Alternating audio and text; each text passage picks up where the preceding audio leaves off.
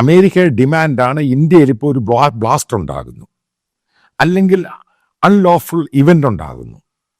അതിനെപ്പറ്റി government of India, അവിടെ Indian ഏജൻസികൾ അതിനെപ്പറ്റി അന്വേഷിച്ചിട്ട് കണ്ടെത്തണം ആരാണ് ഇതിൻ്റെ യഥാർത്ഥ പ്രതി, എവിടെയാണ് ഗൂഢാലോചന നടത്തിയത്.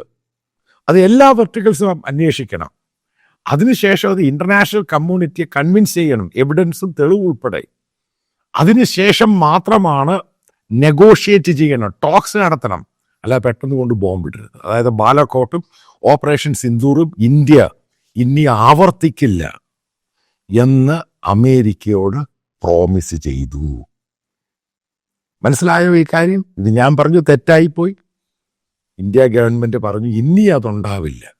അതിൻ്റെ പേരിലാണ് ഡൽഹി ബ്ലാസ്റ്റുമായി ബന്ധപ്പെട്ട്, ഈ ബ്ലാസ്റ്റ് കഴിഞ്ഞ് ഇത്രയും ദിവസമായി ഇന്ത്യയുടെ സീനിയറായിട്ടുള്ള ഒരൊറ്റ മന്ത്രിമാരും ഗവൺമെൻറ്റിൻ്റെ ഓഫീഷ്യൽസും ഒന്നും പറഞ്ഞിട്ടില്ല ഇത് പാകിസ്ഥാനാണ് പിറകിൽ. എന്താ പറയാനിത്? കാരണം അമേരിക്ക കൊടുത്തിരിക്കുന്ന വാർണിംഗ് ഉണ്ട്.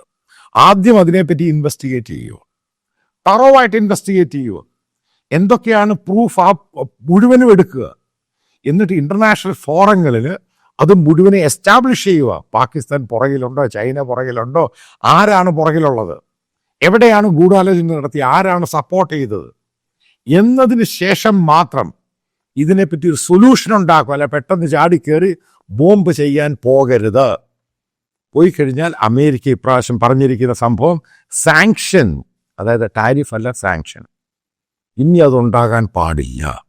അതായത് ഇന്ത്യ അത് തത്വത്തിൽ അംഗീകരിച്ചു. അതുകൊണ്ടാണ് ഞാൻ ഈ പറഞ്ഞ ഈ റെഡ് ഫോർട്ട് ബ്ലാസ്റ്റുമായി ബന്ധപ്പെട്ട് ഈ സംഭവങ്ങളൊക്കെ ഉണ്ടായിട്ടും ഗവൺമെൻറ് ഓഫ് ഇന്ത്യ കൈ ചൂണ്ടിയില്ല പാകിസ്ഥാൻ്റെ മേളിൽ. അതായത് ഞാൻ നേരത്തെ പറഞ്ഞു ഇനി അങ്ങനൊരു ചാപ്റ്റർ ഇന്ത്യയും പാകിസ്ഥാനും തമ്മിൽ ഉണ്ടാകാൻ പറ്റത്തില്ല. കാരണം ഓപ്പറേഷൻ സിന്ദൂരിൽ നമ്മൾ കാണിച്ച വെപ്രാളം, എടുത്തുചാട്ടം, അതുണ്ടാകാൻ പാടില്ല എന്ന് അമേരിക്കൻ ഗവൺമെൻറ്, ട്രംപ് അഡ്മിനിസ്ട്രേഷൻ വളരെ കൃത്യമായിട്ട് മോദി ഗവൺമെൻറ്റിനെ വാൺ ചെയ്തു. രണ്ടാമത് പ്രധാനപ്പെട്ട മറ്റൊരു ഇഷ്യൂ, നിങ്ങൾക്ക് പാകിസ്ഥാനെ ടെററൈസ് ചെയ്യാം, പക്ഷെ തെളിവുകൾ വേണം. അവിടെ കൊണ്ടുപോയി ബോംബിടുമ്പോൾ എവിടെയാണ് ബോംബിട്ടത്, അവിടെ ഇന്നസെൻറ്റ് സിവിലിയൻസ് കൊല്ലപ്പെടാൻ പാടില്ല. അപ്പം അതുകൊണ്ടാണ് പറഞ്ഞത് ഇനി അത് ചെയ്യാൻ പാടില്ല. കാശ്മീർ ഇഷ്യൂ ആണ്. അതായത് എന്ന് മുതൽ ഇന്ത്യ എന്ന് പറഞ്ഞ രാജ്യം സ്വാതന്ത്ര്യമുണ്ട് അന്ന് മുതൽ കാശ്മീർ ഒരു ഇഷ്യൂ ആണ്. അത് അതിൻ്റെ കൺസേൺഡ് ആയിട്ടുള്ള പാർട്ടികളോട് ആമിക്കബിളി സെറ്റിൽ ചെയ്യണം.